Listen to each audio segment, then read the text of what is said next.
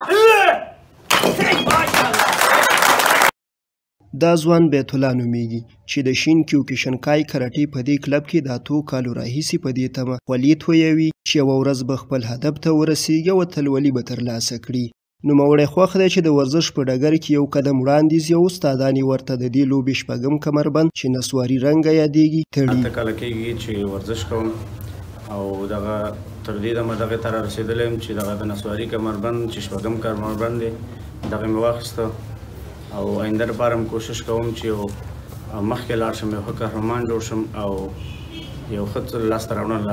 د ځوانانو لپاره مې دغه پیغام دی چې ورزش وکړي او خپل صحت سالم او دایم وساتي. د ننګرهار د بټي کوټ ولسوالۍ د شین کیوکوشنکای کراټې کلب چې د تیرو 18 کالو راهیسې په دغه ولسوالۍ کې فعالیت کوي تر دې دمه یې لسګونه شاګردان روزلي او دمګړۍ پکې د 10 په شاوخوا شاګردان ورزش کوي. فردوس بهار او هارون رشید چې د یاد کلب اتلان یادیږي په ګڼو ولایتي او ملي مسابقو کې ګډون کړی او اتلولۍ یې ګټلي.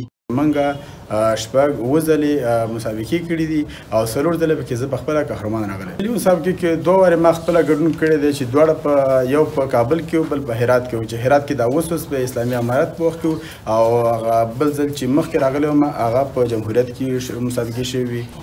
ما تقریبا چې 9-10 کاله کراټې کړي دي او داسې وایي چې 15 مې د زون په سطحه مسابقې کړي دي چې لومړی مقام یې پکې اخیستی دی او 4 مې د ملي مسابقې د افغانستان په سطحه کړي چې هغې کې مې لومړی مقام اخیستی. دا چې ورزش د روغتیا ضامن ګڼل کیږي او طبي څېړنو هم ښودلي چې د روغ صحت لپاره ورزش اړین توکی دی، نو دې ځوانانو هم لا تړلي تر څو سالمه روزنه ترلاسه کړي او د ژوند له سختیو سره په لویه سینه مبارزه وکړي. دوی وایي که روغ صحت ولري نو کولی شي د هیواد له ګټو او ملي ارزښتونو په کلکه دفاع وکړي. 15 کاله کېږي زه ورزش کوم. کوم تغیرات چې زما په ژوند او زما په بدن کې راغلي دي نو هغه ډېر پیاوړي دي او ډېر د عام انسان نه ډېر زیات توپیر کوي، فرق کوي. ورزش چې دی د ځوان نه زر جوړوي او د سپین ږیرې نه ځوان جوړوي. ورزشکار یا مثلا پیاوړی انسان د الله پاک هم خوښوي. ته عبادت کې قوي، خپل نظام دپاره، خپل وطن دپاره چې ورزشکار اوسېږي، د بل عام انسان نه قوي اوسېږي، ته کولی شي په ښه ډول باندې خدمت وکړي خپل هېواد.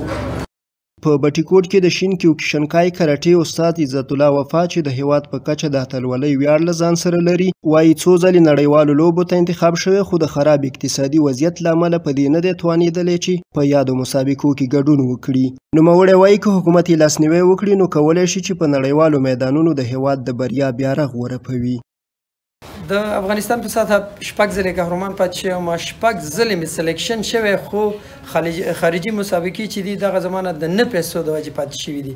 لکه یو وخت کې مې تا ته خپله ډرا هم وښودله چې خارجي مسابقو دپاره زما په ډرا کې نوم هم راغلی خو د نه پیسو د وجې زه پاتې شوی. حکومت نه مو دغه خوښ دی چې ورزشکارانو ته ډېره توجه وکړي چې تر څو دوی مخکې لاړ شي او د دوی بیرغ په ټولې نړۍ کې ورپوي. دا په بټي کوټ ولسوالۍ کې یوازې د شین کیوکوشنکای کراټې ځوانان نه دي چې په ډېرو کمو امکاناتو یې خپلې هڅې روانې ساتلي. د تکواندو، کامپو او ډېرو نورو کلبونو ورزشکاران هم له ورته ستونزو سره لاس او ګرېوان دي. دوی له موجوده حکومته غواړي چې په یاده برخه کې لاسنیوی وکړي تر څو د دې جنګ ځپلې سیمې ځوانان هم لکه د نورو سیمو د ځوانانو په نړیوالو میدانونو کې اتلولۍ خپلې کړي.